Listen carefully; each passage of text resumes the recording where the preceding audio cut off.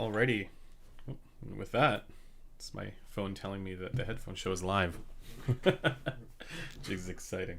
Uh, Welcome everyone to another Q&A live stream session. We will be getting more guests on eventually. Right now, we're just still in sort of a transition period between this space here and the new studio. So half the stuff's here, half the stuff's at the office, and so it's been a little bit hectic to try and get this stuff going, but we still want to do live stream every week.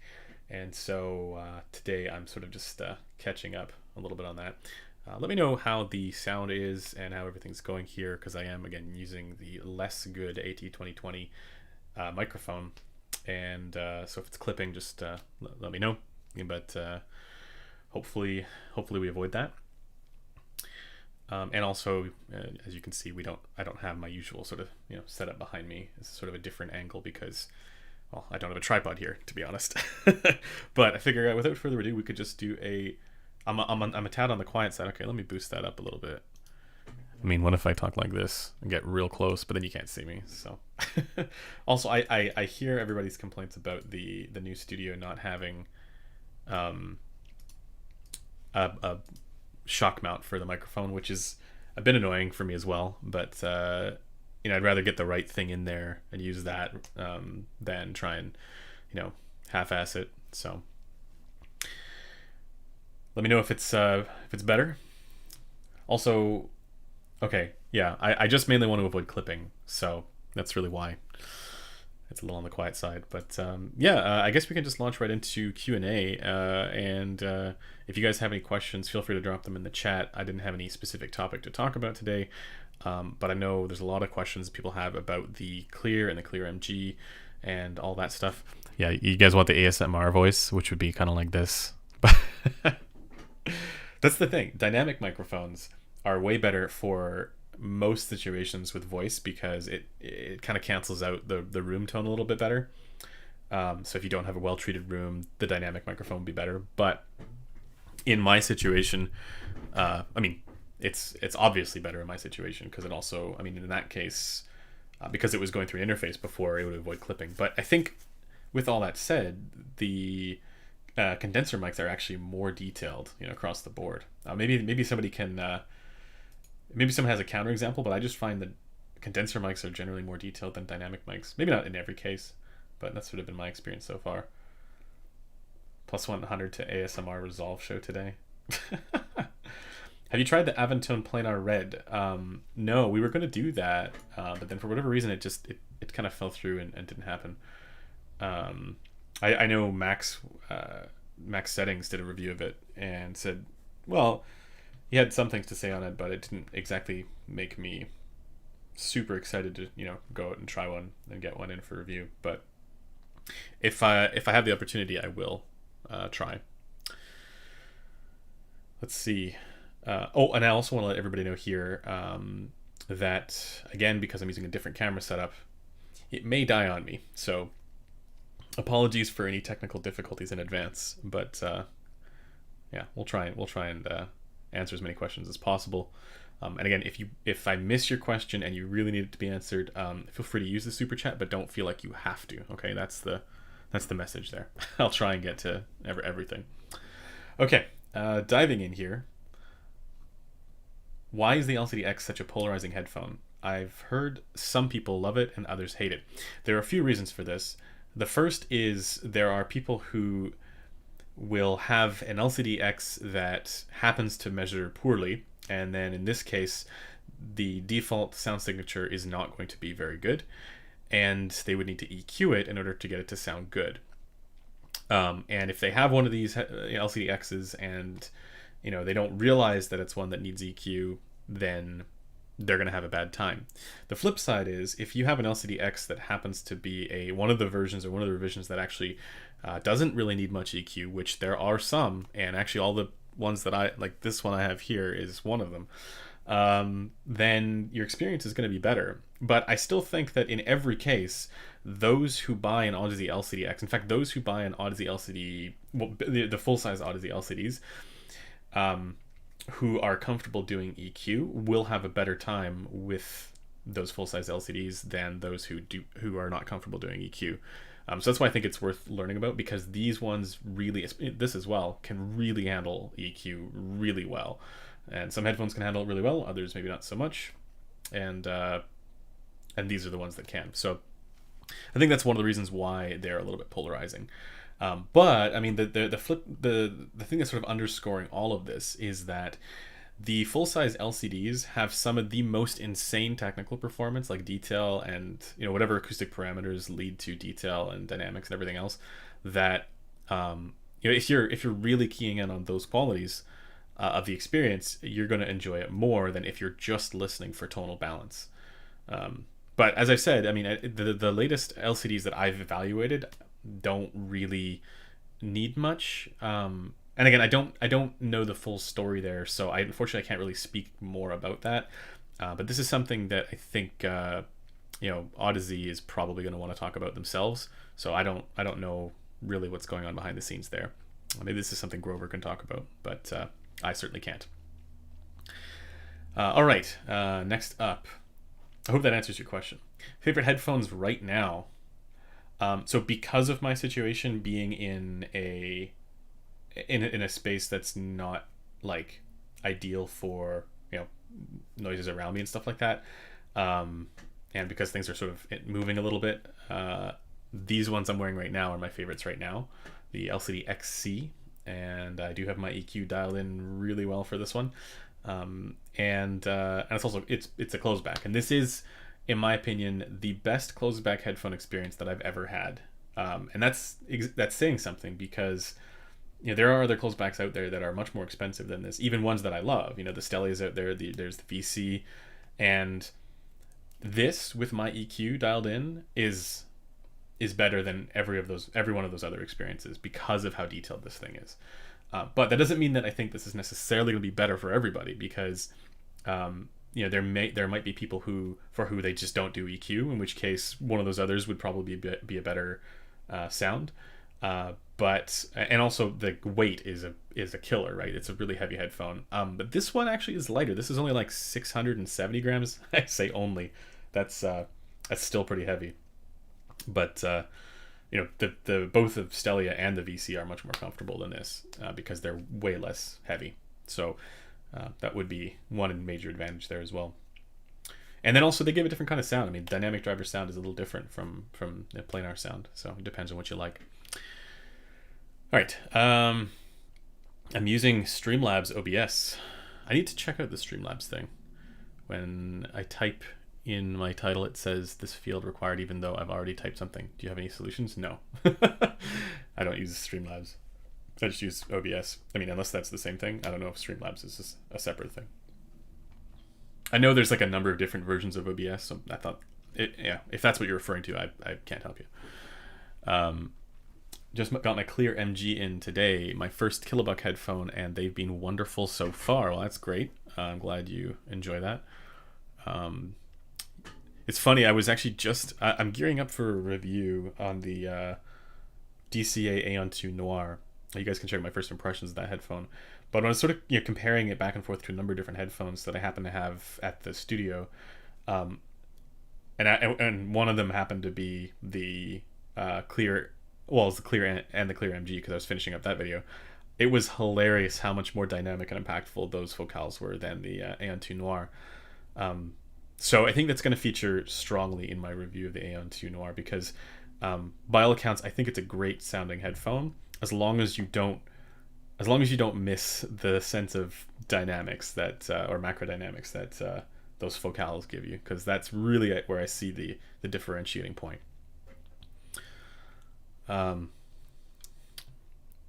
don't you ever review digital transport? Not sure what you mean by digital transport. Do you mean like a DAC, or do you mean a cable, or I'm not going to review a cable. I don't think that's ever going to happen, or like a interconnect or anything like that.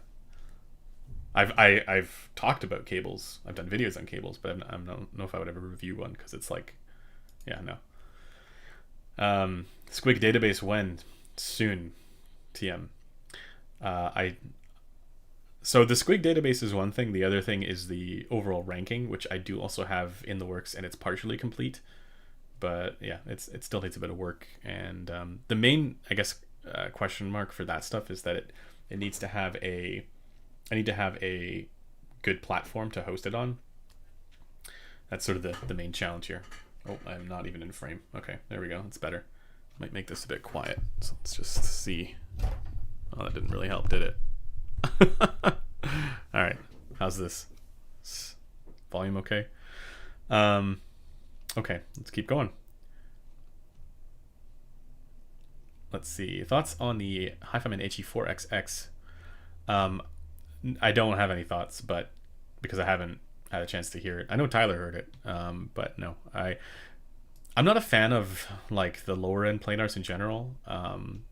Just because I find that there's this sort of like grainy, hazy mid range that often happens. Like the Deva / HE5XX was pretty bad for that sort of haziness to it.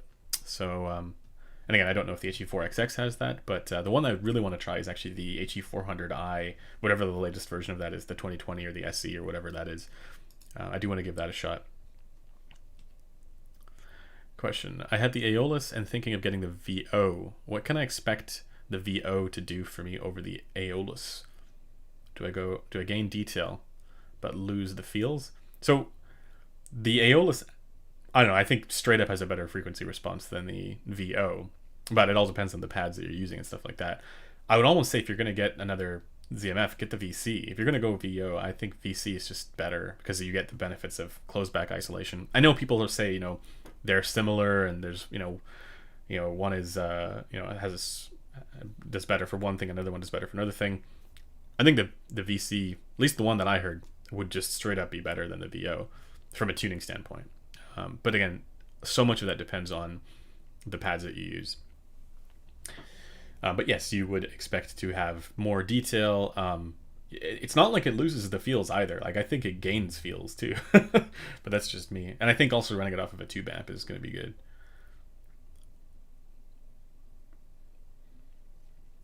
No Theme Review speaks very highly of it. I'm not too familiar with that person. I'm not sure which headphone that is in reference to either. What's your comparison between IEM and headphone ranking? Chronicle said that S plus IEM technicality LCD-I4 is comparable to B plus headphone technicality HD6XX. I don't know if I would agree with that specifically. It's tough because that's a planar versus a dynamic driver, and I don't think those are really all that easy to compare. But I do share the sentiment that the best IEMs still don't sound as good as they still are not as competitive with high-end over-ear headphones. I think there are times when you can get an IEM that sounds better than an over-ear headphone, and even times at around the same price. But if you purchase well, I still think that they're not, IEMs are not competitive with over-ear headphones across the board. Like I don't think it's a one-to-one comparison. Kryn and I will disagree about closed-back headphones though as well. So I share his sentiment there. I share his opinion on that. Not those two headphones specifically. If I weren't if I had a choice between an LCD I4 and HD6XX, I would take the I4 every time, with EQ, of course. But if I wasn't gonna EQ anything, yeah, maybe I'd take the 6XX over that. What do you recommend as an amp for my next Sandara /6XX? I already have the topping E30 DAC. Get a Magni 3 Heresy or THX AAA1, or you can. That stuff can all be driven by most of the entry level stuff. I would stay away from the I don't have it in front of me. I would stay away from the stuff that's just really small form factor, like the Catastone 2 Pro. I'd stay away from that's more of a DAC amp though. I'd stay away from the FIO E10K. The small FIOs, I wouldn't go for those. They can power them, but they sound super narrow and not great. So yeah, I would go with Magni 3 Heresy is fine. Magnius if you want to go balanced, but you don't have a balanced DAC, right? So yeah. I really like the Rebel amp, but it's quite large.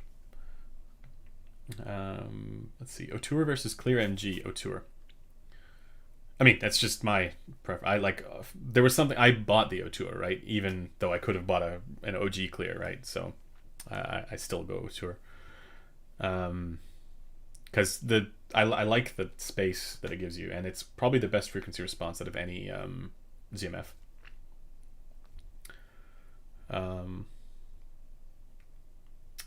Although, even though I do think the Clear MG is more detailed. Is my battery dying? No, we're still okay.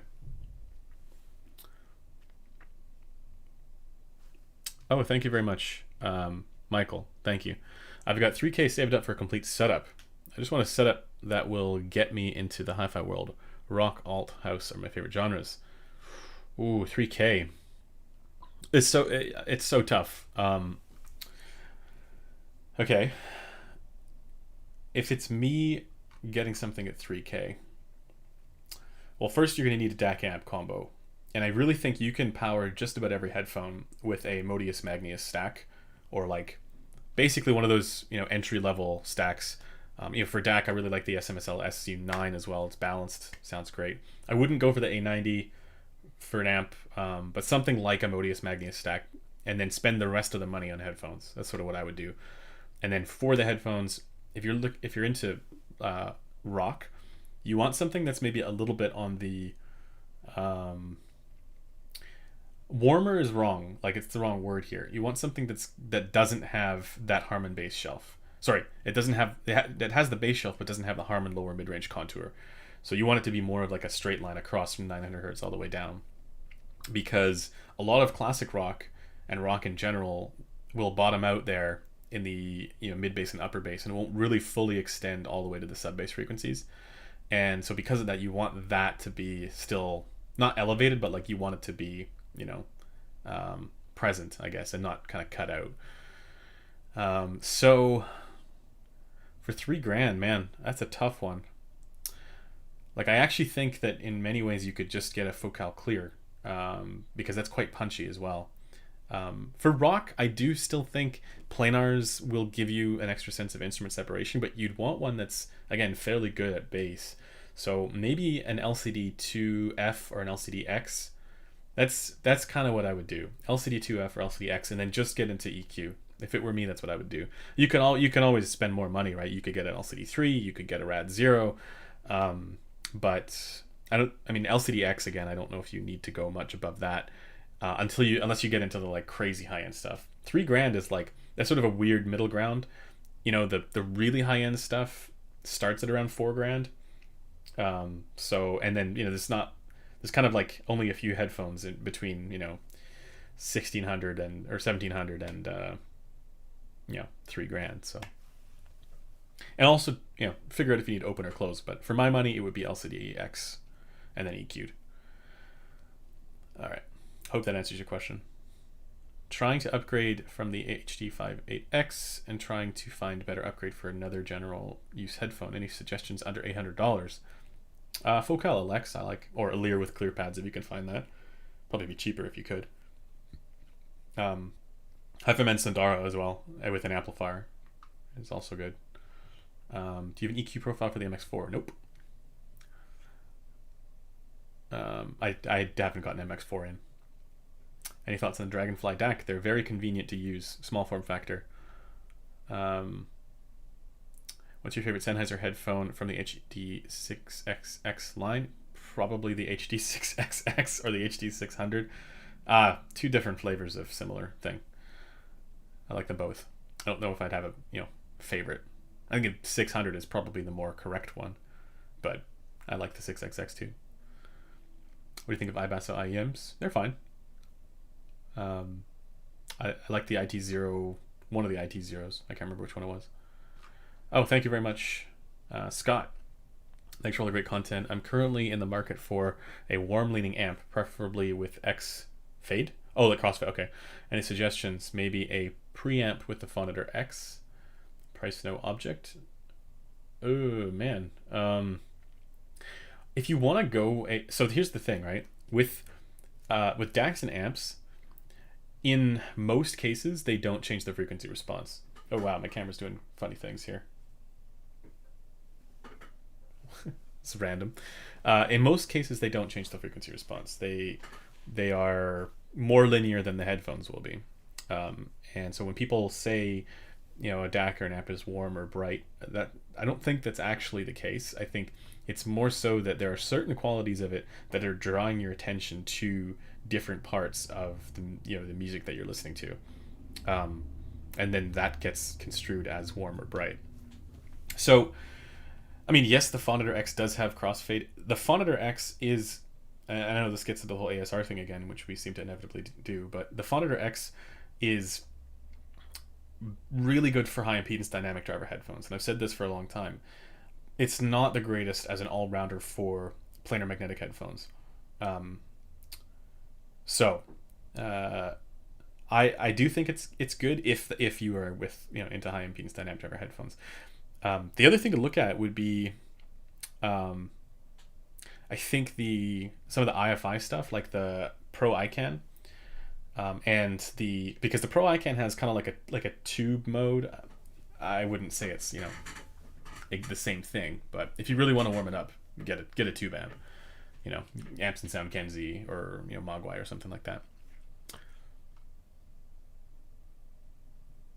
Okay, I'll try not to move my hands. There's not much I can really do. It's a different camera, right? So that's what's going on here. What are your favorite portable amps right now? Thank you, Lucas. Thoughts on the Cayenne C9? No, I don't have any thoughts on the Cayenne C9, but I'll be evaluating or spending a little time with this IFI Diablo, which is actually quite nice so far in my testing. But I also I like the IFI IDSD. Man, this thing is really going out of focus, isn't it? Yeah, I like the IFI Micro Black Label Signature. That one seems good as well. I didn't get enough time with that one to make a proper assessment of it, but it seems pretty good so far. Looking for an amp. Thank you, Michael, by the way. Looking for an amp / DAC for a set of LCD-2F I just ordered. Thinking the shit Asgard plus Bifrost. However, is there a better option for under 1,000? Again, maybe. I think with an LCD-2F, I don't know. I can't really evaluate give much comment on the Asgard because I have not heard that. The Bifrost I have heard, which was fine. That's a tough question. Other stuff to consider apart from that would be the Jotunheim, and then if you want to get into balanced and stuff like that, you could. Also, for a DAC, I really like the SMSL SU9. It does use an off-the-shelf DAC chip, the ES9038 Pro. It might be the Q2M. But in any case, it's got all the benefits of ESS without having any of the glare. For an amp, you could go with anything that has good power with balanced output. That's what I would do there. You don't need balanced for it, of course, but it doesn't hurt to give a planar lots of current. Cayenne IHE6 would be fine with that as well. That's worth looking into, and then running it off the balanced output. Thank you very much, Drew. Would an Aria be a good complementary to my Aeolus? What would be a good complement to the original Solaris? Do you mean the IEMs, the Solaris? You might want to go with something a little bit more referencey as a complementary IEM. Or actually, here's a good one for you: the Unique Melody Mest. It's not reference, neither of them are, but it gives you a different presentation from the Solaris, and one that is, I honestly think, more detailed. So I think that would be the Unique Melody Mest would be a good choice there. I think it really depends on what qualities you're after. If you want something more reference or neutral, just go with the U12T. 64 out of U12T is solid. That's sort of it's also not neutral or reference. That's like, for me, that's closer to like the Clairvoyance, but the U12T is really, really nice, and it's still my favorite IEM. And the Empire's Odin is the other one I really like, but that's really expensive. So back to the Aria. Yes, it would be a good complementary headphone to the Aeolus. A very different presentation. It's the Aria is this very spacious and open and depth focused presentation that's quite a bit more like, again, neutrally referenced kind of analytic sound, which I think is worth having. Plus it's a planar, so that's actually a really good combination right there, Aria plus Aeolus, because you'd have something a little more intimate, a little more flavor oriented, a little more fun, I guess, and then something also a little more reference with the instrument separation benefits of a high-end planar. So I think that would be a great combination. Hope that helps. Jeff, thank you. Wow, that's very, very kind. Thanks for the show. I currently have the Sennheiser HD800S Focal Clears, Sennheiser HD6XX. Wow, you got a lot of stuff. The topping A and D90 stack. Okay. Would I be well served to pick up the LCD-X's? Man. So I actually want to say no. I mean, yes, the LCD-X would give you a different presentation from all of those. But my advice is identify a super high-end flagship that you'll be happy with, that's going to satisfy. I mean, I always advocate for having more than one headphone, but I really think people can get kind of stuck in a certain price bracket and just keep buying more stuff in that same price bracket. If you think about like the term mid-fi hell, I think that applies to the high-end stuff as well. And so in your case, because you already have an HD800S and a Focal Clear, I would almost recommend saving up and going for an LCD4, Hi-Fi Man Susvara, or something truly flagship like Summit Fi there. But I mean, if you don't ever want to spend that kind of money, which is totally understandable, I also don't like. I wouldn't want to spend that kind of money. The LCD-X would give you enough of a different presentation to the point where it would be complementary for those other ones, right? So yeah, an LCD-X, again with EQ, I think beats a Focal Clear. But it does different things. The Clear will give you more of that sort of dynamic, natural punch in the bass, whereas the LCD-X, while punchy for a planar, is much more about instrument separation and detail. And control during busy passages. Hope that helps. Thank you very much, Sunshine. I have the HD100S paired with the Diablo. Is it a good pairing? I'm also looking for a bassy pair of planar. Any recommendations? Yeah, so I think the Diablo is probably good enough to pair with the HD100S, but if you're looking for a pairing for an HD100S specifically, I do recommend tube amps of some kind. I think that's a great idea. Just like, I know the folks at the office were trying out the amps in Sound Kenzie with the HD100S. People who are not into the HD100S in general, and I think they liked it better than running it off of a solid state source, and I can agree with that. I do like the HD100S personally. I think it's a great headphone, and it's very detailed, especially for the price. And I would recommend it with the Amps and Sound amps. Figure out which one. I almost want to say the Mogwai is better for the HD100S, but figure out which one would be best. Talk to Justin about that if you're interested in Amps and Sound stuff. Yeah, I need to play around a little bit more with that. Also, the Felix Audio stuff is probably worth looking into as well. A bassy planar, again, you could look into the LCD2F or the LCD-X, and then just EQ those. And I say this not because they're bass elevated, because they're not. They are more. You get a relative sense of bass emphasis because it's a little warmer in the upper mids.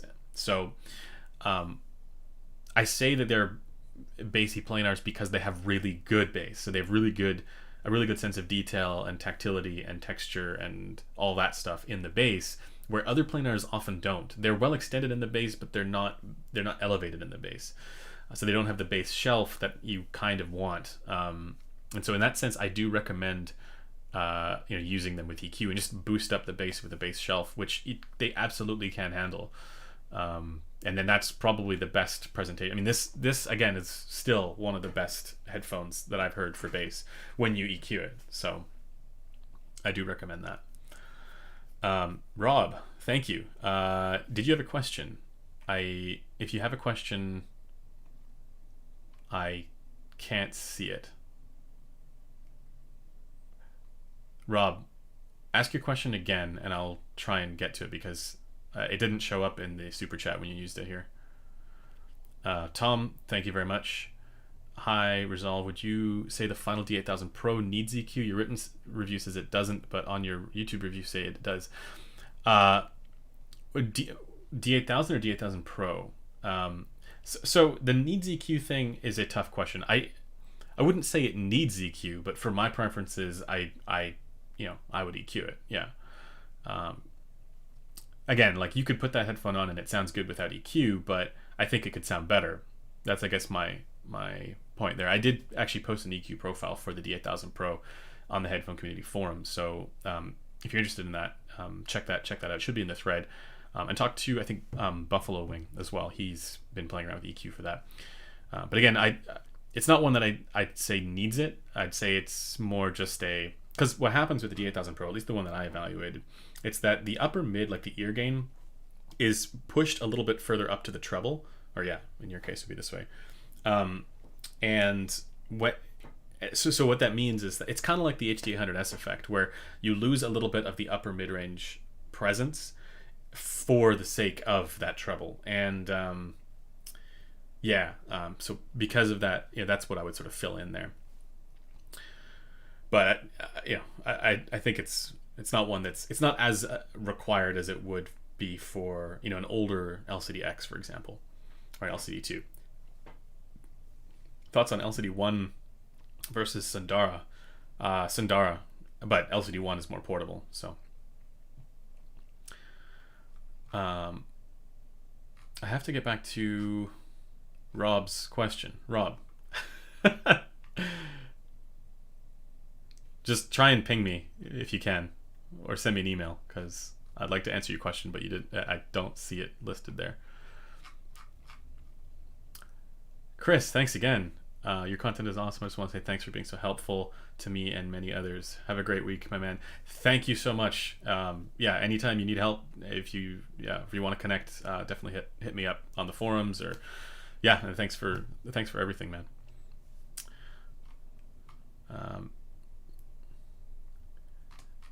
There's lots more questions, guys. You guys are being crazy awesome. So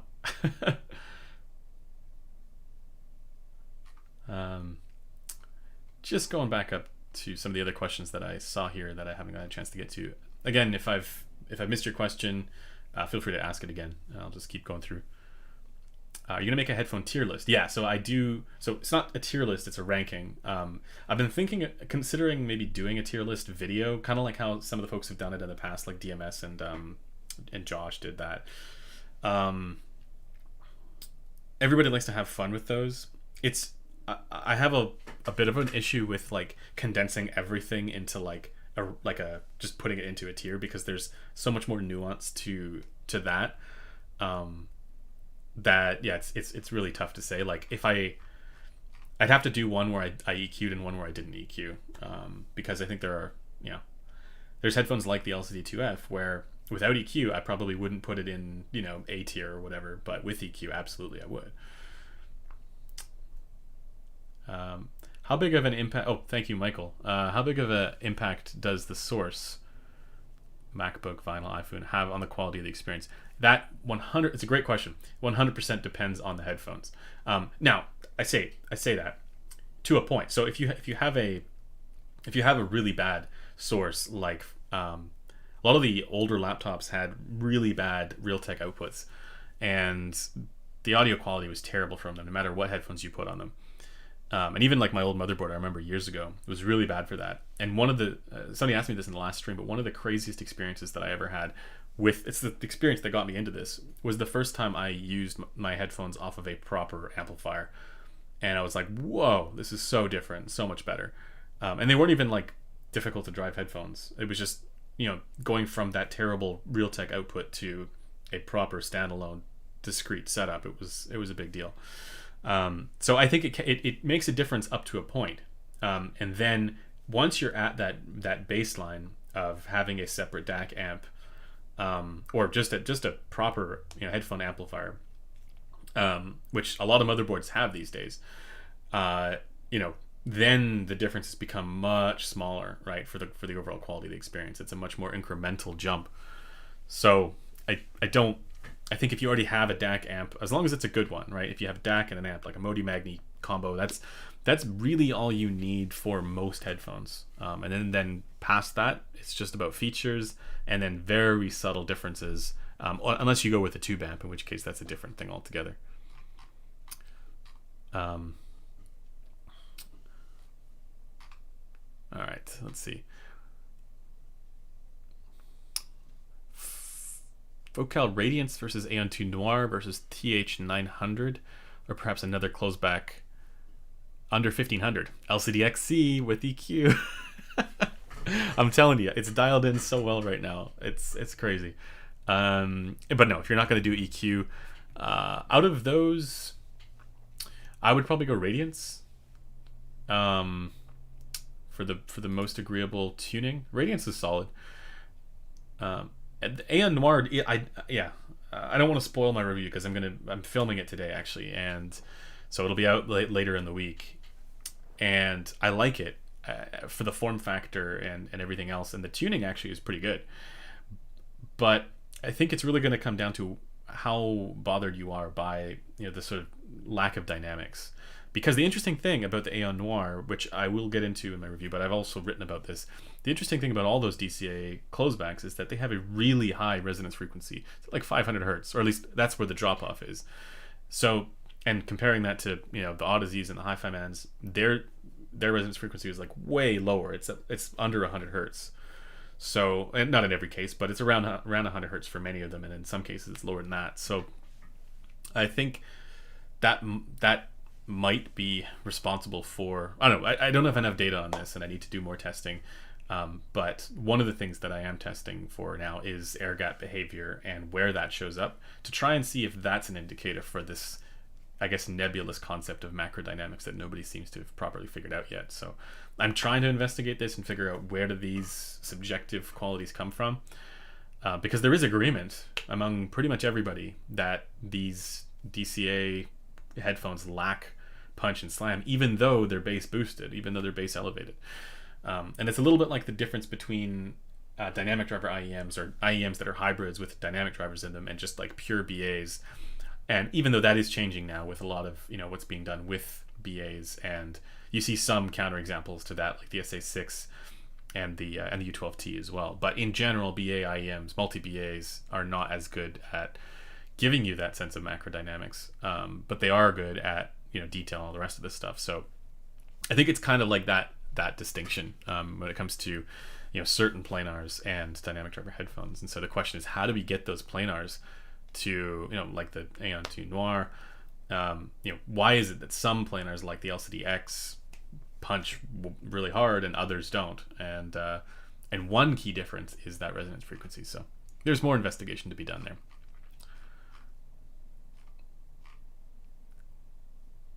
All right, let's keep going. I've definitely missed a bunch of questions, guys. So if I've missed it, just feel free to ask it again. Okay, HE650 to Focal Clear MG, good progression / upgrade. I mean, it would be an upgrade. Again, I don't know if you got a chance to watch my video, but I personally prefer the original Clear.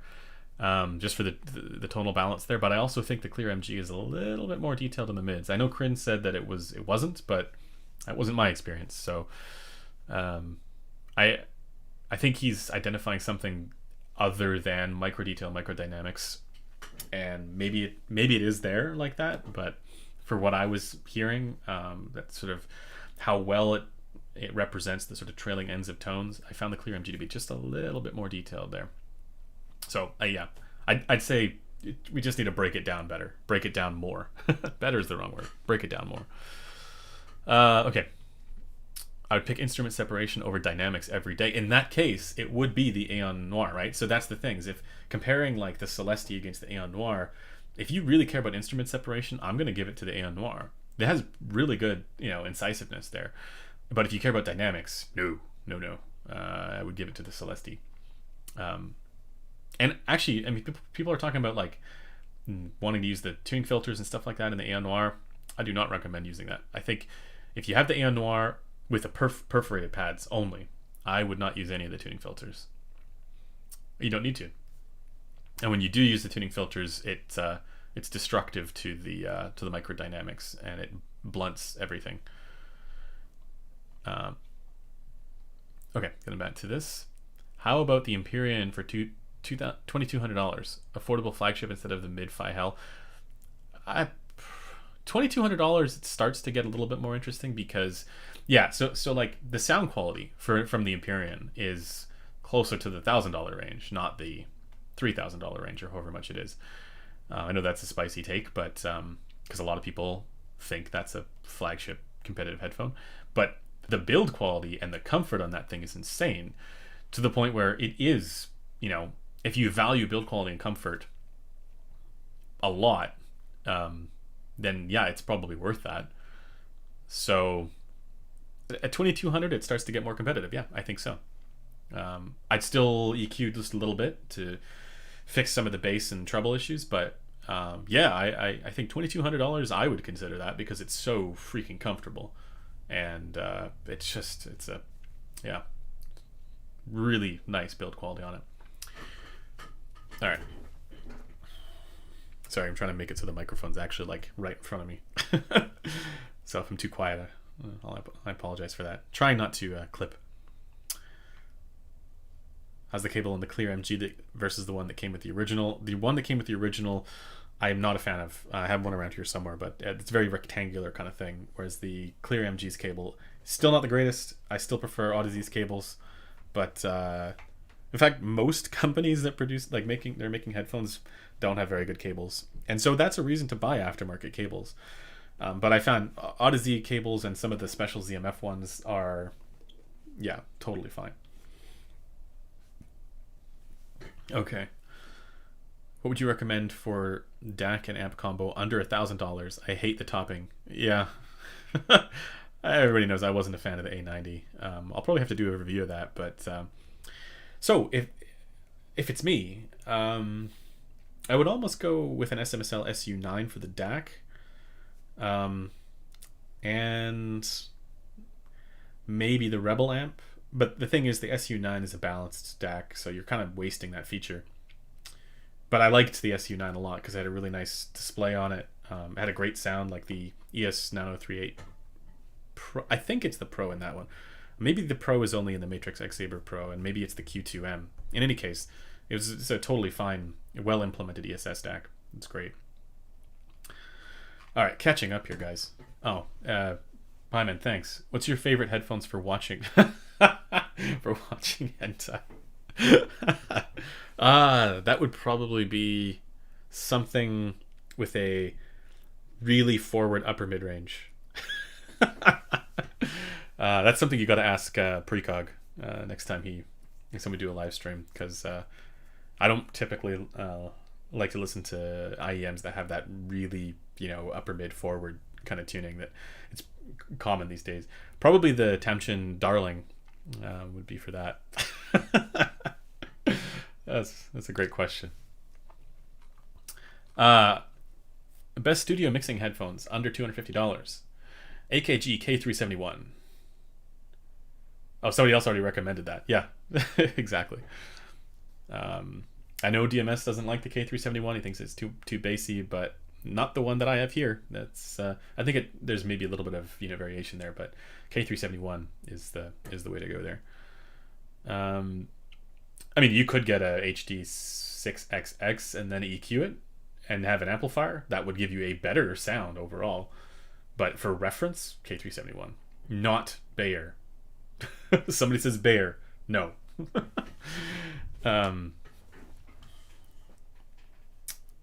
Unless there's a Bayer out there that I haven't tried that is actually a reference kind of sound, because every one that I've tried has not been reference at all. All you guys are asking about DACs and amps and stuff. Oh, here we go. I need a DAC. I need an amp and DAC. Topping A90 plus SMSL SU9 versus Magnus Asgard plus Modius. Well, not the A90. Again, I'll do a video on the A90 versus the Rebel amp, but it's the A90 makes things sound soft. I don't know if and sterile is the way that I would describe it. Now, it measures well, and if people want that kind of sound, that's fine. But personally, I'm not into it. So, How much of a difference is there? Not much between all these different, DAC and amp combos. Not a huge difference. The differences do show up when you start getting into some of the higher end stuff, but you don't know always because the higher end stuff, some of it is absolutely worth the price and some of it really isn't. So it's tough to tell. Worst headphone over $500. How much was that Andover PM50? I don't think it was $500. No, I think it's a little less, so it doesn't count. Ooh, worst headphone over $500. Okay. So I think in the $500 range, it's going to go to the gold planar GL2000. But it's not the worst headphone that I've ever heard because I EQ'd it and it sounded fine and it could handle the EQ. So and I was able to enjoy it at that point. So I can't really say the gold planar GL2000. Maybe the default tuning. It's DMS is right, by the way, in his description of the tuning. It's a very compressed kind of sound. But I would have to say, if I'm talking about like worst headphone for the money, it's probably that Ultrasone Edition 15, which is like it's like $3,500 or something. It's very expensive. Oh, and the Hi-Fi Man HE-R10P that I heard was not at all worth the price. It had good detail. The technical performance was good, and the soundstage was unlike any other closeback I've ever heard. But the tuning was really not okay for that price. Sugar Free, thank you very much. Best imaging headphone under $1,500. Best I heard was on the T1 so far. I found it better than the HD800. Interesting. I typically find the HD800S to be the best for soundstage. But it depends on what you want for imaging, because if you want really good image separation, then I'm going to go with the Hi-Fi Man Aria on that one. But if you want, and same thing with sort of depth forward and layering and being able to sort of like isolate all the, like if you're listening to a vocal harmony and you want to listen to like both harmonies simultaneously and separate them, the Aria is going to do a really good job of that. But for overall positional accuracy, I mean, my answer is going to be the HD800S, but even still, I can understand why you would say that, because there's a lot of people for who the HD800S is like artificially large. So there might be a benefit to the T1 or some of those other Bayers for imaging accuracy, like for example in gaming and stuff like that, that would do better than the HD800S, just because the soundstage on it might be too kind of extra large, right? So I'm not quite there with that yet personally, but because I think the HD800S is just the better sounding headphone. But I could see why somebody would say the T1 has, and some of even the DT1990, like they had really good imaging when I listened to them. So I don't think there's anything wrong with Bayers if you're for using them for gaming. I think that's actually the appropriate use. I gotta back up here, guys. Good answer on the hentai. It's always a trade-off between dynamics and separation. Or is it always a trade-off between dynamics and separation? It seems like to have both, the headphone have to be really big and heavy. So yeah, there are some exceptions to that. So I obviously the Audeze stuff is that exception, and they are heavier, right? So that's always the issue. The LCD-X, the LCD-2F, and the LCD-XC, LCD-4, they all have really good dynamics and good separation qualities. I'm also going to give a nod to the Hi-Fi Man HE6. I haven't heard the HE6 SE. Maybe this is something you can ask Android about, because he's heard that as well. The Hi-Fi Man Susvara also. I mean, that's a crazy flagship, but it's totally fine there. And then the Abyss headphones seem to do pretty well there as well. I think I don't know. This is just total speculation here on my part, but I think one of the things that contributes to that quality in a planar is the diaphragm tensioning, where less tensioning would be maybe more desirable for that quality, or maybe make that quality possible. I'm not totally sure. But the other interesting one, if you're looking at a more budget-focused headphone, the other interesting one I find is the Sundara, Hi-Fi Man Sundara. Now, it's not on the level of the LCD-2F for any of those qualities, but at around that price range, compared to other planar magnetic headphones around that price range, it's the only one that has any sense of dynamics. So So yeah, I'm gonna give it to the Sundara there if you're in that price range. It's still not like the Alex though. So and actually that's why I think the Alex is such good value, because it's or a Lear with clear pads, because it gives you that kind of incisiveness for the instrument separation and the dynamics.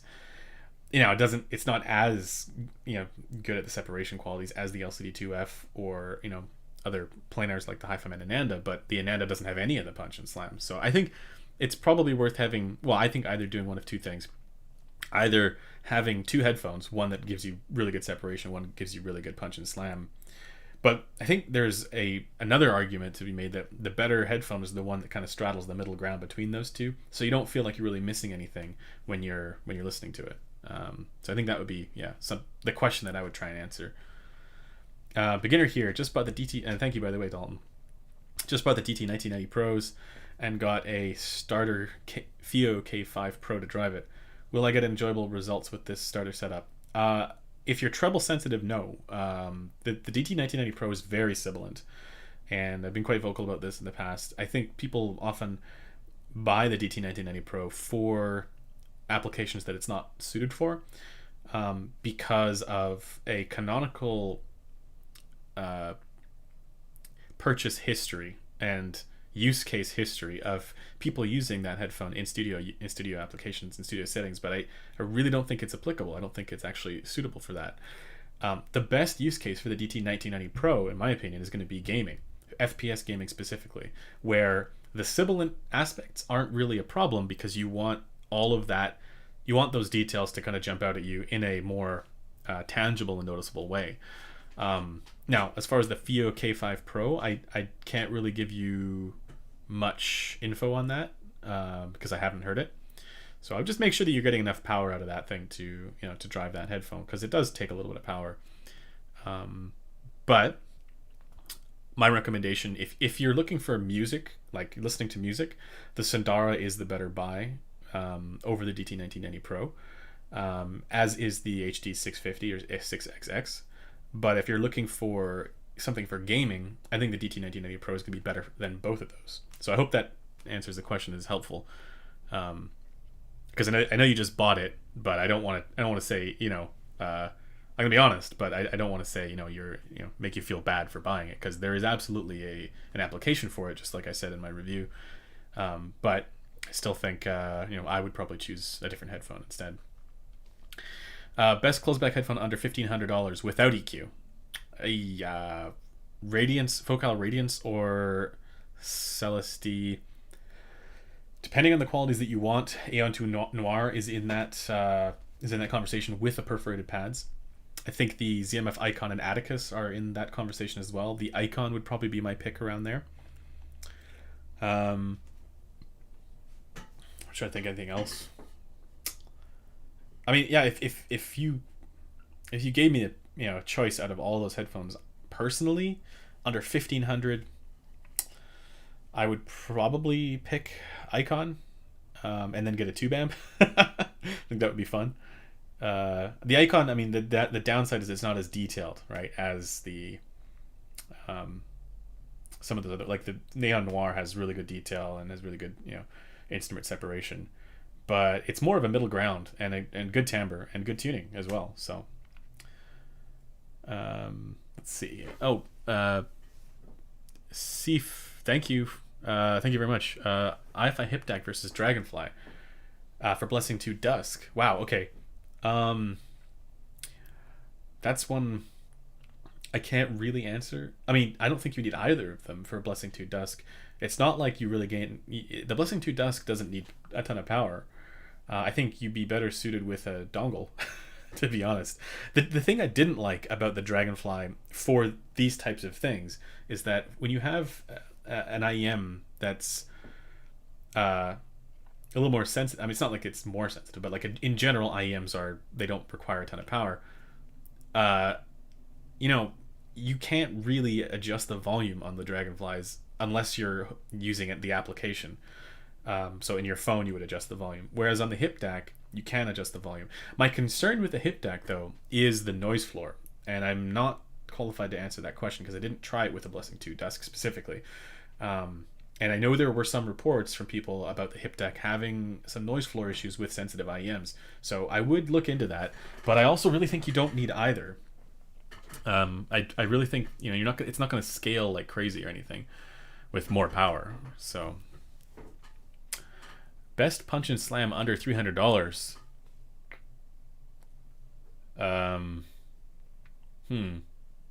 Under 300. Tough question. Nothing really. That sounds bad, but no. Yeah, maybe the harmonic dyne stuff, or maybe something from Philips. I don't really recommend those headphones though. But if you're looking for just punch and slam, yeah, harmonic dyne Zeus maybe. Yeah, Sundara at 350, but yeah. I want to go buy an LCD-XC today. Oh, it's great. I'll post my EQ profile on the forum for it, because it doesn't need that much EQ, but yeah, it's better with EQ. And they really can handle it.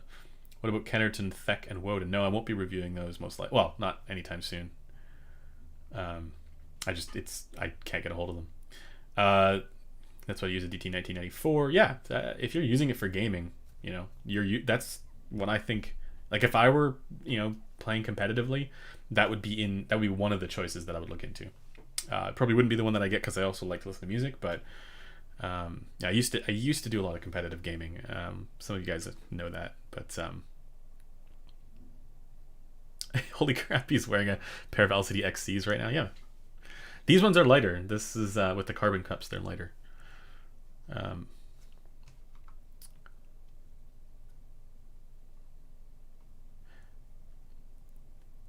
K5 Pro puts 1.5 watts into 32 ohms.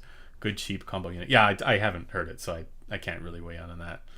What are your favorite DACs under 1,000? Yeah, so I was mentioning earlier. I mean, actually, the RME ADI2 Pro FS, is that around there? That'd be really cool because you can use the little you can use the EQ functionality on the DAC itself. For people who don't, there's this resistance to EQ because it uses it's software. People don't like software, which I get, but equalizer APO does, you know, affect the whole output stack. So, you know, it's not hard to do. But with the RME ADI2 Pro, you don't have to. You can use the little dials and stuff, which is maybe more fun. Or use the device itself. But yeah, there's another one. There's the from Shit Audio, the Loki, I think. Anyways, the other one I like is the SMSL SU9.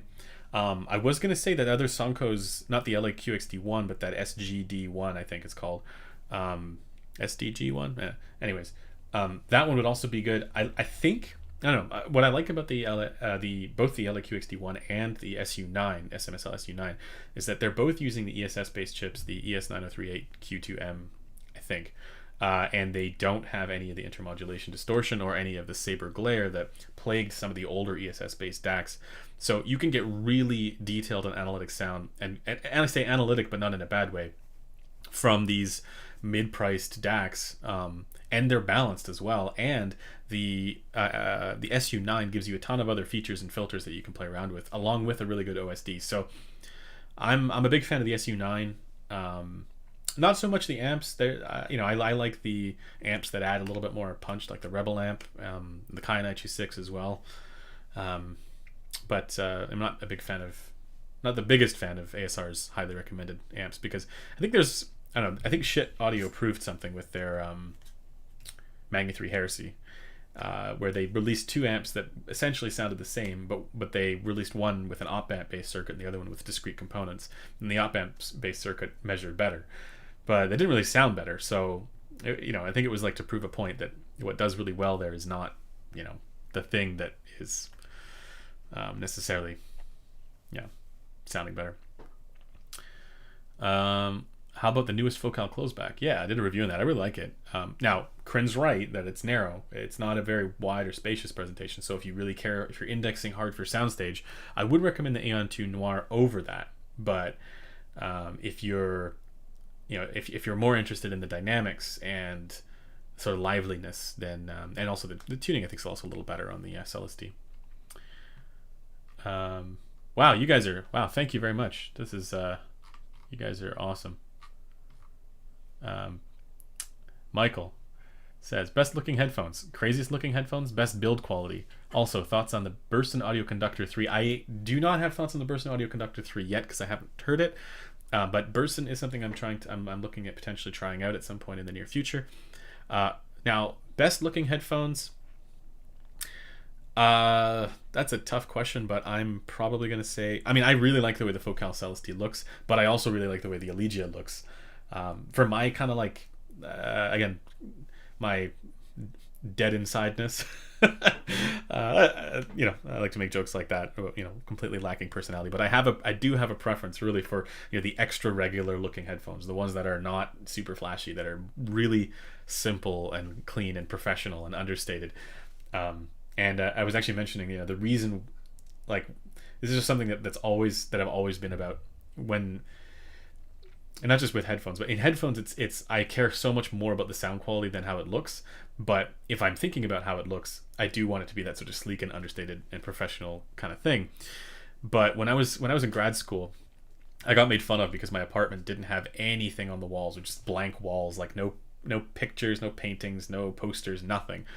And so the I guess the whole that thing sort of just, that idea just continued, right? So the complete lack of visual aesthetic consideration. But it wasn't that I didn't consider it. It was that I had a preference for things that wouldn't be gaudy or distracting, especially during that time, during grad school, where I was so focused on the work I was doing, and I didn't want to like think about other stuff.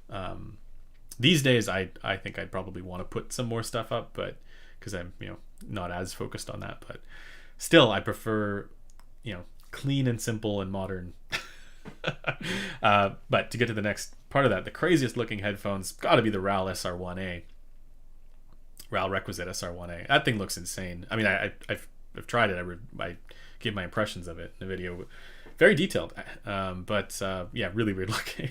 And of course, actually, yeah, the MySphere is the weirdest looking thing. Totally. Aditya, thank you. If you have a question, oh yeah, I do see it. How would you rate the HD660S for detail and timbre? Which headphones under 1,000 would be a good complement to the sound? Good detail. Well, it depends, right? I mean, the HD6XX is going to scale better with upstream equipment, but yeah, it's totally fine there. And timbre as well, I think, is fine. Which headphones under 1,000 would be a good complement? Under 1,000, I would go with. The upgrade to that headphone is the Focal LX, but I think complementary would be a planar, either a Hi-Fi Man Sundara and an amplifier, or a Hi-Fi Man Ananda. Or if you want to go all out and spend all of that 1,000 on a headphone, the LCD-2F, and then just EQ it a little bit. But apparently, I haven't tried any of the newer ones, so I can't comment on that. Maybe they don't need EQ. Thank you though for the question. As we thank you. Any recommendations up to $1,500? Currently looking for LCD2, a ZMF Icon, Aeolus, Atticus. Currently using Aeon S6 Pro. I do own DT1990 Pro.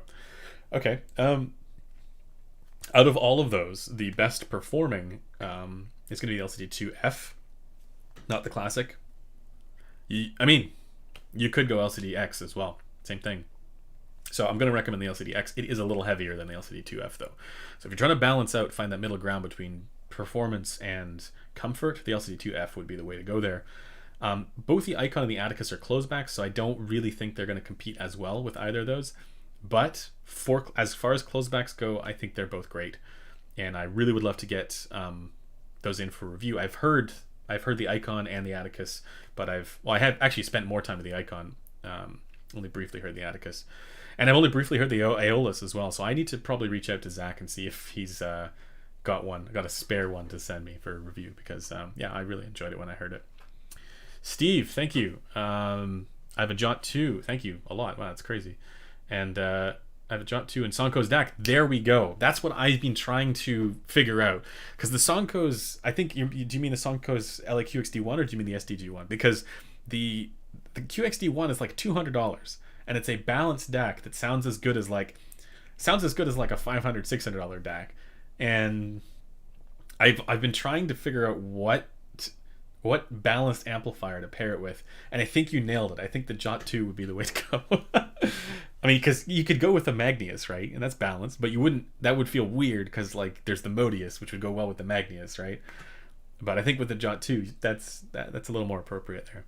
I mean, I've been pairing it with the Kai IH6, right? But that's like just for inefficient planars or something that I want to scale with high impedance, right?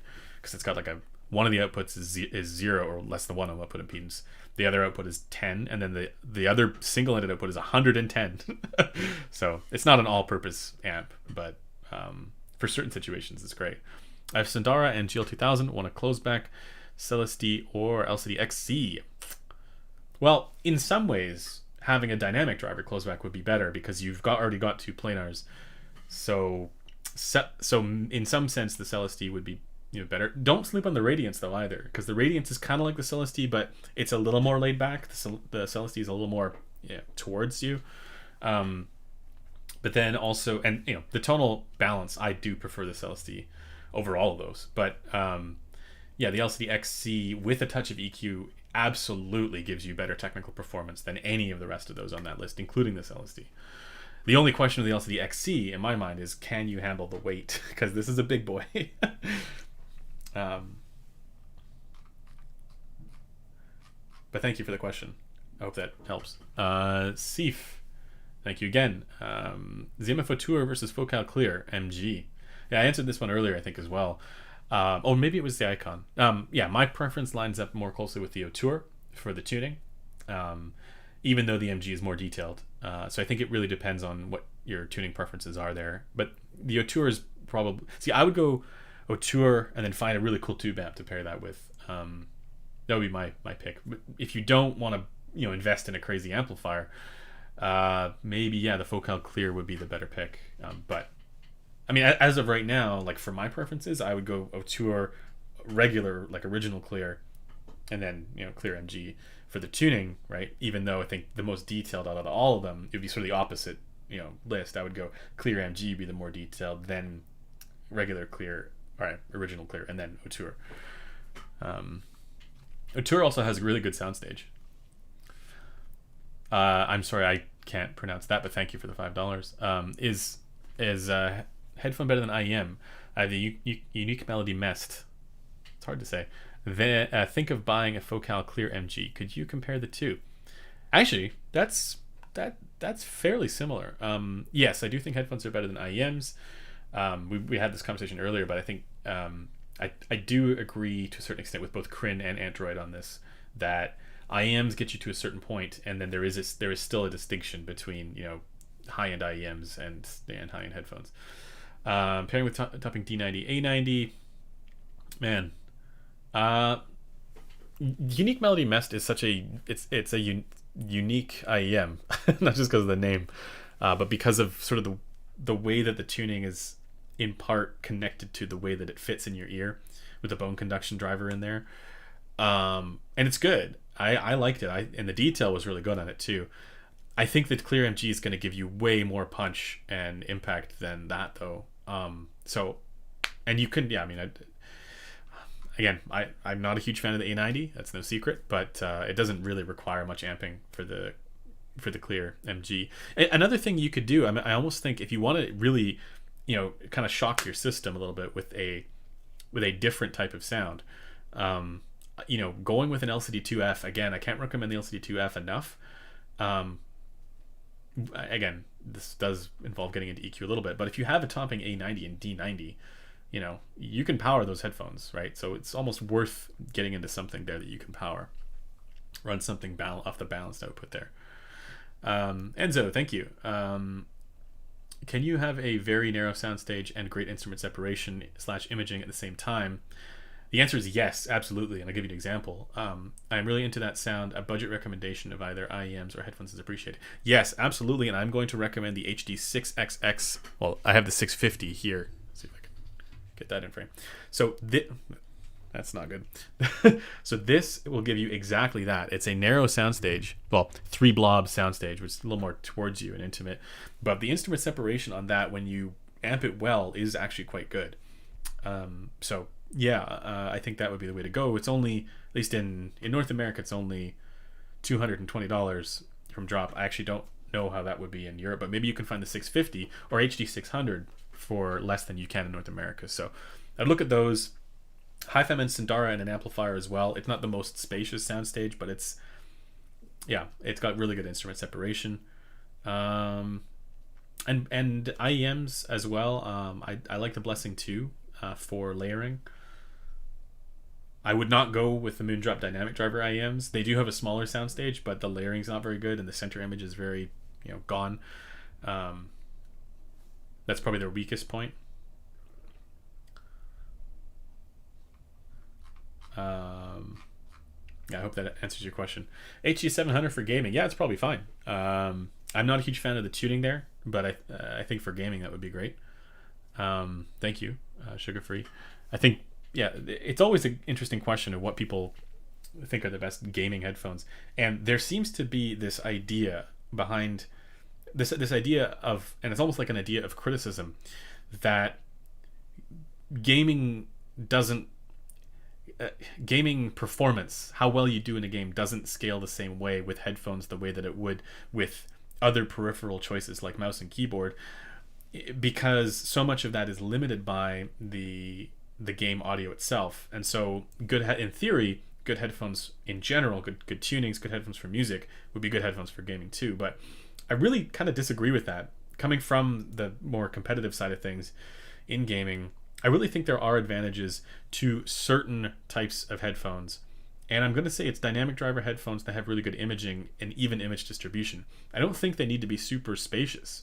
But as Chrono has said, I mean, it does help that, if you have enough intervals for positional cues, it does help. But I know tons of people who use even something like the HD6XX for gaming, and it's fine. So I think, to a certain extent, I can see where people are coming from, and they say that you could use a Hi-Fi and Sundara, or anything that's good for music is good for gaming. But I really do think if you're trying to maximize that tiny little thing, there probably is an advantage for using something like the DT1990 or the HD 700, even though I don't think I'd really recommend either of those for music.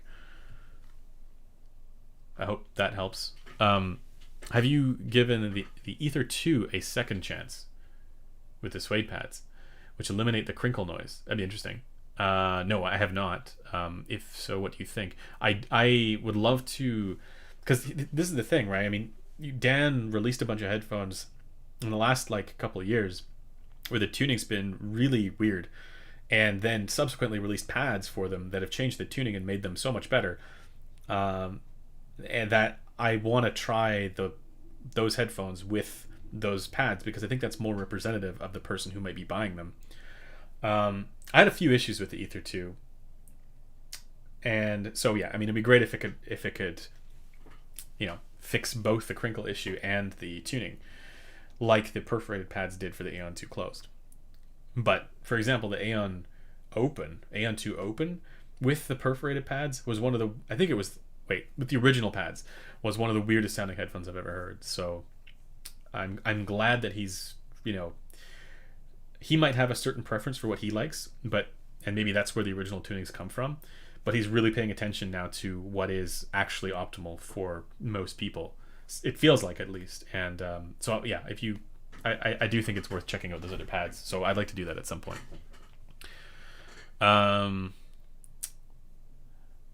The Galilean Library. Great name, by the way. Thank you. I have a Sony Z1R. Looking for a flagship open back. What would you pick to complement it / provide a different sound signature?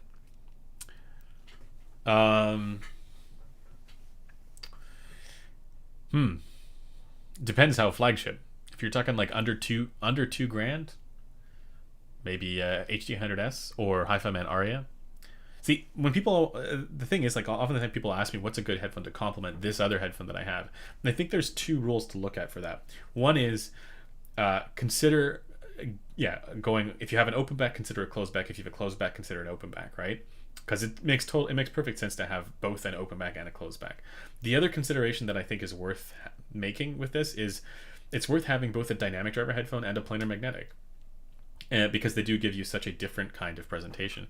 And so I think for you, I mean, you have a closed back headphone there. It's worth maybe looking at an open back planar magnetic headphone, just following that same logic.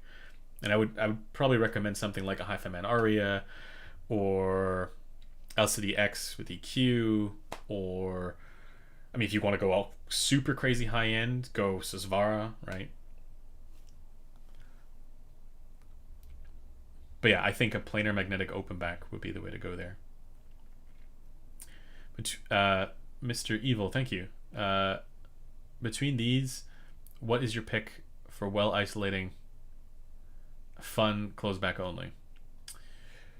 DCA Noir isolates reasonably well.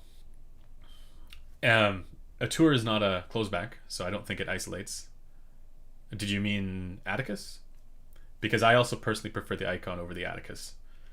I'm a fan of more kind of like, I don't want sterile, boring sound. And in some sense, you know, people think reference is sterile and boring, but it doesn't have to be. And this is something Feng Bian also said when we were having a conversation at CanJam last year, which is crazy to think about. It was like a year ago, but he I think he accurately represented it that, you know, when you have a lot of detail, the neutral sound is not boring. Neutral sound is actually preferable over, you know, the more colored or flavored kind of sound. And I think he's right. So in that sense, I prefer, I mean, because of that, I prefer the tunings of the Icon, the Auteur, and the Noir with the perforated pads over something like, well, the Atticus, I think it punches, so I prefer it over the Noir in that sense. But yeah, I mean, for tuning, yeah, I like the Icon better than the Atticus. And then just play with pads and see which one fits your preferences best. That's kind of how I would do it. Bill, thank you. Which headphone in the 1 to 2K range would you get to complement the LCD-X in getting the best experience for as many genres as possible?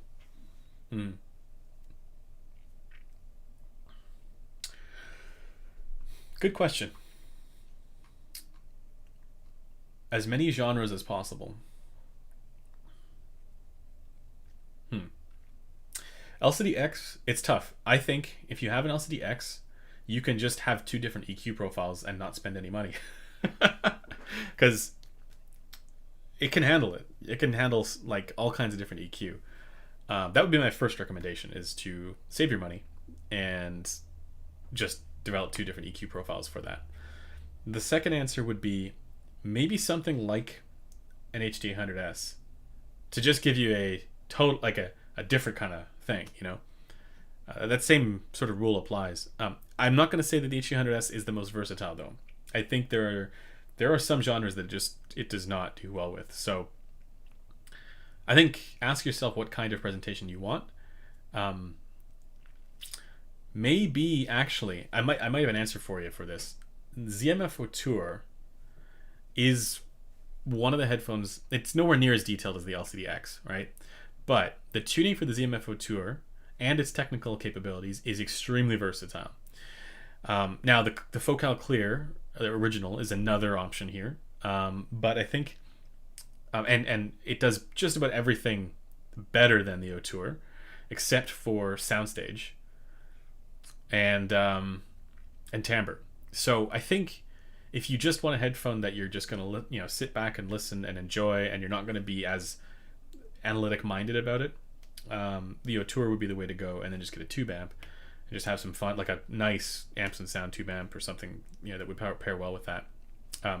If you're not interested in any of the amp stuff, maybe the Clear is better because you can drive it for more stuff, and the Clear is more punchy and more dynamic and more detailed. So maybe the Clear is still the better option there, but I think it's worth looking at either of those two. But both of those are quite versatile. Is the Aria a lot worse when underpowered? And thanks, Tom.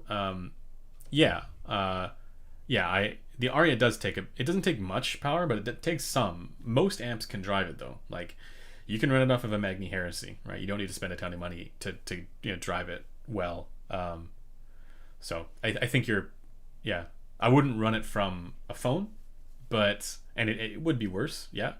In fact, some of the I have it right here. Some of the like harder to drive hi-fi man headphones, if you would run it from a phone, it would actually clip the driver. And I haven't heard that with the Aria, but I've definitely heard it feel not. Or I definitely heard it when it felt not impactful enough, or not full enough. It's not impactful really, regardless what you do. But yeah, I would run it off of something with if you can run it off something with high current. But yeah, again, it doesn't scale like crazy either. It's just that you need to give it at least a sufficient amount of power. Edison, thank you very much. Flattest high-end headphone for mixing / mastering. Some EQ is fine, but what is the most natural sounding?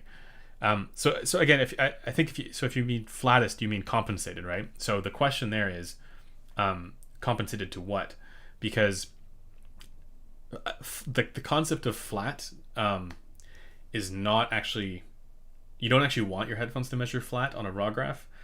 And so when people say flat, they just mean that it's a compensated graph. The problem with that, though, is that it could be compensated to literally anything. You could use a diffuse field target from Hammershoy and Muller from way back in the day, and then compensate to that, and it would be really bright sounding, right? Or like it would sound like a Grado, for example. But if you want something neutral or reference, that's not that, right? So for neutral reference kind of sound, I mean, you can get that at really inexpensive price tags. I think you can get that at $200 with the HD560S. That's pretty good for that. Hi-Fi Man Sundara at $350 is also pretty darn neutral. And when I say that, I mean the concept of neutral hasn't really been figured out in headphones the way it has in speakers, because in speakers you take a speaker, put it in an anechoic chamber, and put a microphone in front of it. If it's a good speaker, it'll measure flat. You take that same speaker and you put it in a good listening room, like Harman did in their research, it won't measure flat. And if you think about what environment you're most commonly in, you're not in an anechoic chamber. So in theory, we don't know. I mean, realistically, we don't know what flat is, and that was kind of what Harman's project was. So I think ideally, if you're trying to get it to sound like good speakers in a good room, you would want something tuned reasonably close to the Harman target, at least above 1K, or at least above 900 hertz. I think for bass level, that's more of a question mark, and that's more of a preference thing. But I also think some bass shelf is essential there. So most flat, high end, I mean, apart from the ridiculous HE1, probably Hi-Fi Man's Svara. It's the most high end headphone I can think of, and it's literally the best headphone that I've ever heard. But that is also prohibitively expensive. So something else that measures well, and again, mostly hitting Harman above 900 hertz. So trying to get ear gain into consideration. Because I wouldn't really. You could go with an Aria, but that one's a little bit bright leaning there in upper mid range and lower treble, and it's really well balanced. But I wouldn't say it's perfectly flat there either. So, the best measuring headphone. My answer is actually going to be the Hi-Fi Man Ananda. I mean, Svara, yes, but that's also ridiculously expensive. So for a under $1,000 headphone that measures really well, Hi-Fi Man Ananda is near the very top of that list, if not at the top of it. So I hope that helps. It's an open back though, so I don't know if that's really ideal for mixing and mastering. So if you want a closed back, yeah, that's a different question. That would be, I mean, maybe the Focal Celestie would be, pretty good. It's a little boosted in the mid bass, but apart from that, it's pretty close to that target. ZMF Icon is it's a little too warm, I think, for that. So yeah, I don't know if that helps. Phil, thank you. Guys, I'll do maybe like, yeah, I'll do maybe 3 or 4 more questions, and then I gotta call it. Which amp slash DAC would you recommend for the Focal Elegia besides the hip DAC for desktop use? THX being awesome. Oh, thanks for being awesome. It's THX.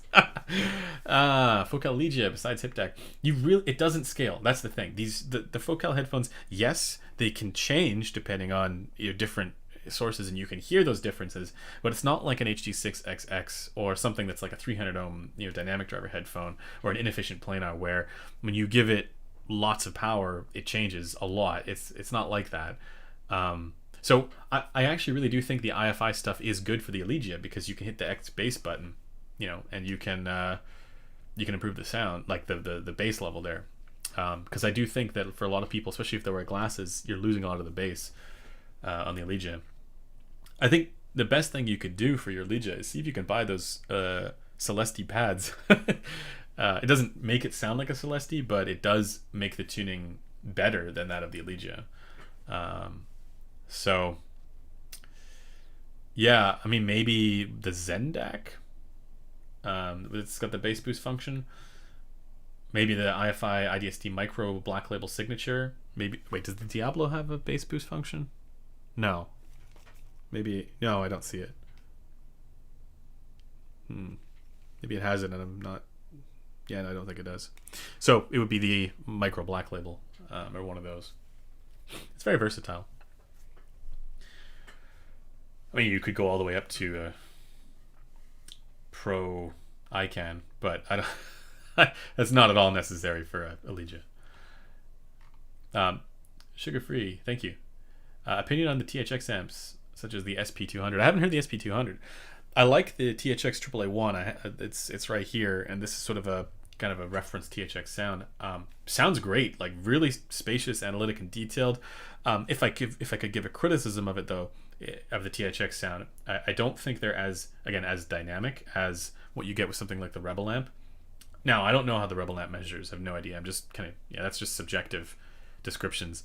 But I do think they do a better job than the, I guess, more common like op amp based circuits. Like, for example, even the Magni Heresy. I like the AAA1 better than the Magni Heresy. But again, at that point, it's really, really close. So I actually do like the THX sound. I think it makes it a little bit more analytic.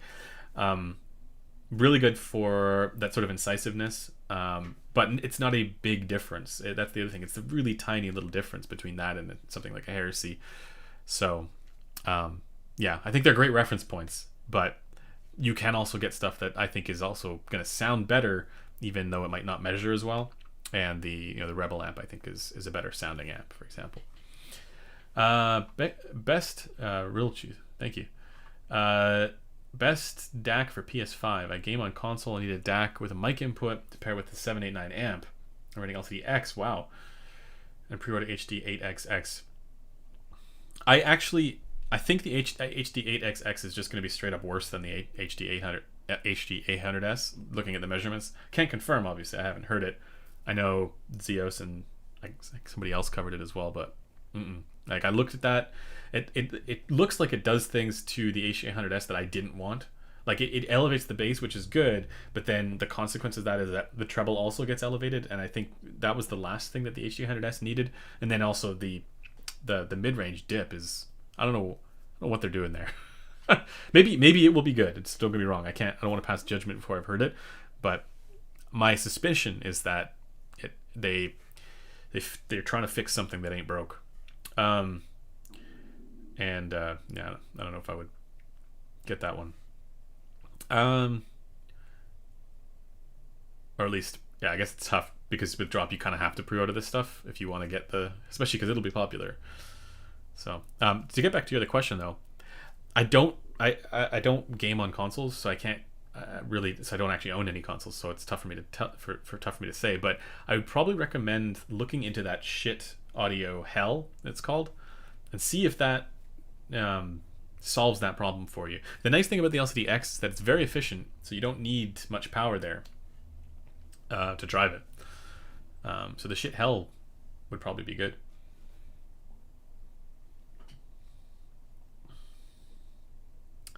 Daniel Garcia.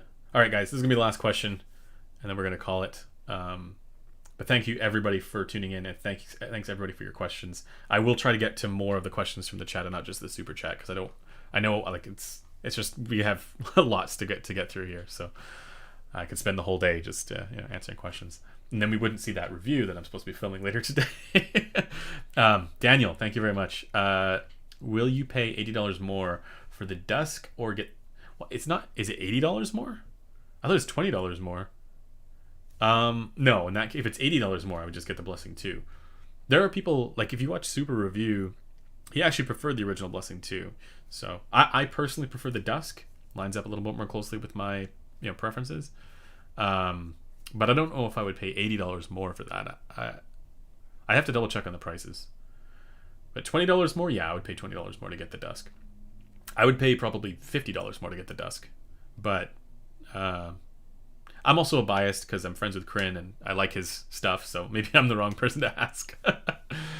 And I think but I like his tunings. I agree, they're good choices. Jonathan, thank you. I don't see a question from you, but thanks, my friend. Yeah. Thoughts on the Virum 1? I do not have. I've heard it. I will not be reviewing that headphone. In fact, I won't be. I certainly don't recommend it. I'll put it to you that way. Yeah, a lot of this stuff I don't like. I don't have any experience with the Gust Start, and I don't have the Bottlehead Crack. I also don't. I don't have any experience with that. I know Tyler loves it, but yeah. Op amps done correctly sound great. I agree, actually, on that point. I'm just saying that the point was that they measure well. They're inherently going to measure better than discrete components. So that it's one of those things where it's like it doesn't necessarily mean that it's going to sound better. The fact that it measures better. Oh, thank you, Jonathan. Appreciate it. Alrighty, guys. Everybody's been so awesome in this live stream. Thanks so much for tuning in. And yeah, stay tuned for upcoming reviews. It's going to be the Aeon 2 Noir with both sets of pads. And yeah, we'll have lots more content for you guys in this week. And also next week. So yeah, stay tuned. Try and do more live streams. But actually, this coming weekend, I probably won't be doing a live stream. But during the week, next week, I'll see if I can do one then. So yeah, thanks very much for tuning in. And until next time, bye for now.